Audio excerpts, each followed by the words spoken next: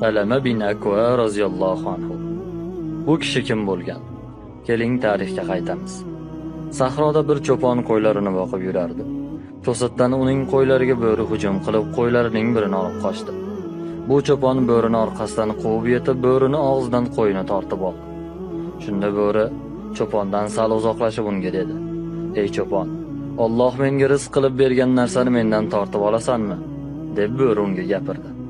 Cho'pon bo'ri gapirganidan ajablanib turganida: "Meni so'zlashimdan ajablanyapsanmi? Axir sizlarni shahringizda bundan da ajablanarliroq ish bo'lyapti-ku" dedi. "U nima bo'lyapti?" deb so'radi. "Shahringizda Allohning oxirgi payg'ambari kelib, u odamlarni haq dinga da'vat qilyapti. Uning so'zi mening so'zlarimdan ajablanarliroq emasmi?" deb javob berdi. Bu kishi Salama bin Akva roziyallohu anhu edi. Bo'lgan ishni borib Rasulullohga aytib berdi. Shunda Rasululloh: "Ey Salama, ko'rganlaringni aytib ber odamlarga" dedi. Va payg'ambar alayhissalom shu joyda o'zining mashhur hadislarini aytdi. Qiyomat qoyim bo'lmaydi hayvonlar gapirmagunicha. Hargiz qiyomat qoyim bo'lmaydi kishi ko'chaga chiqib ketar ekan, qaytib kelganida uning hassasi va devorda ilinib turgan qilichlari, u yo'qligida ayoli uyida nima qilganligi haqida so'zlab bermagunigacha qiyomat qoyim bo'lmaydi dedilar. Ha azizlar, Rasululloh aytgan ushbu zamonlar kelmadimikin? U paytda bo'ri gapirgan bo'lsa, hozir temirlar gapiryapti. Buning hech ajablanadigan joyi yo'q.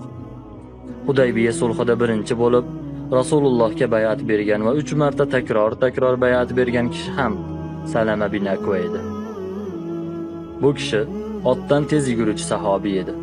Salama bin Akva chavandoz va otlarni mashq qildiruvchi bo'lib, kasbi ham shu edi. Bu kishi Talhat ibn Ubaydulloh roziyallohu anhu otlarini qarardi va bu uchun haq olardi. Kunlarning birida Talhat ibn Ubaydullohning otini mashq qildirish uchun bir sahroga chiqdi. Rasululloh qullaridan biri bo'lgan Raboh ismli yigit ham Rasululloh tuyalarini shu joyda boqib yurardi. Va Abu Zar G'iforining o'g'li va ayoli shu joyda ham edi. Madina tinchlik, hamma xotirjam yurardi. To'satdan g'atafonlik bo'lgan 40 nafar askarlar Rasululloh tuyalariga hujum qilib, tuyalarni olib Abu Zar G'iforining o'g'lini o'ldirib, ayolni olib qochishdi. Raboh tezlik bilan bu xabarni Madinaga yetkazish uchun shoshdi. Yo'lda Salama bin Akva otni mashq qildirayotgan edi. Salama so'radi undan nima bo'ldi. U Salamaga bo'lgan ishni aytdi. Salama unga: "Bu otni mingin va tezlik bilan Rasulullohga xabarni yetkaz" deb Rabohni otga mingazib uni Madinaga jo'natib yubordi. O'zi piyoda yugurib 40 askarni quvib ketdi.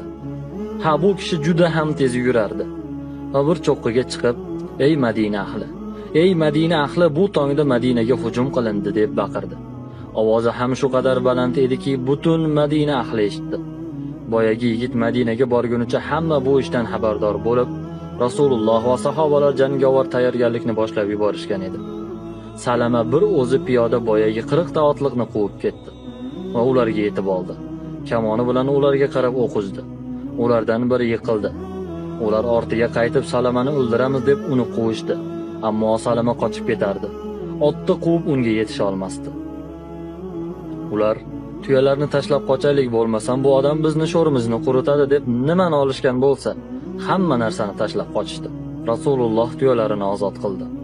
Ayolni ham qutqardi. Va birozdan so'ng Rasululloh va sahobalar yetib kelishdi. Payg'ambar alayhissalom tuyalarni qutqarilganligini ko'rib xursand bo'ldi. Shunda Salama: "Ya Rasululloh, ruxsat bering. Ularni yana quvib borib hammasini birma-bir qatl qilib kelaman." Shunda Rasululloh mashhur so'zini aytdi: "Ey Salama, ey Salama, kuchlik bo'lib turganingizda avf qilib qo'ying." Bu paytda Salama bin Akva bir kishidan emas, 40 kishidan kuchliroq edi. Rasululloh tuyasini minib va Salamani ortiga uchqashtirib, yo'lda u bilan suhbatlashib Madinaga kelib keldi. Buni ko'rgan Madina ahli: "Oh Salama, qanday baxtlisan-a! Sening jasading Rasululloh jasadlariga tegib turibdi" deya uni kutib olishdi. Janglarning birida Salama bin Akvaning ukasi Omir bin Akva jangda dushmanga qattiq zarba berganidan qilichi qayrilib, o'ziga kirib ketdi. Buni ko'rganlar Omir o'zini qatl qildi deb yuborishdi. Shunda Salama bin Akva ukasi haqida so'rab yig'lab Rasululloh oldiga keldi. "Ya Rasululloh, ya Rasululloh, ukam Omir nima bo'ladi endi? U o'zini qatl qildimi? Uni holi haqida xabar bering" dedi. Shunda Rasululloh: ey Salama, xursand bo'lgan ukang jannatga emas, jannatlarga kirdi. Jannatlar bog'larida xohlagan tarafiga yurib sayr qilyapti. U o'zini qatl qilmadi. U shahid bo'ldi deb Rasululloh bashorat berdilar. Ha, bular haqiqiy rijollar edi. Bular Rasululloh sharafini himoya qilish uchun mol jonlarini fido qilishardi. Salaba bin Akva kelyapti deganda kofirlar qo'rqqanidan qochib ketardi.